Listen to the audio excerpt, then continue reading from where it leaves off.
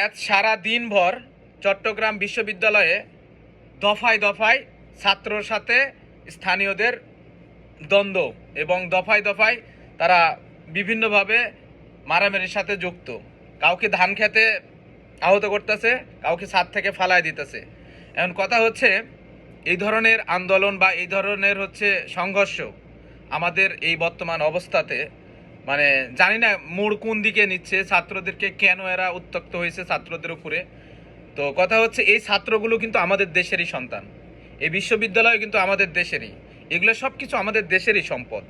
তো এই এই কারা মানে কে এইগুলাকে হামলা করতেছে? এই ছাত্ররা বিভিন্নভাবে মার খাচ্ছে, বিভিন্নভাবে তারা প্রায় অর্ধ শতাধিক ছাত্রদেরকে মেডিকেলে ভর্তি করা হয়েছে। এখন এখানকার প্রশাসন, এখানকার আর্মি, এখানকার পুলিশ, বাংলাদেশের গভর্নমেন্ট অ্যান্ড সব কিছু মিলে যদি এই ছাত্রদের পক্ষে না দাঁড়ায় বা ছাত্রদের যদি প্রোটেক্ট না দেয়, ছাত্রদেরকে যদি সেফ না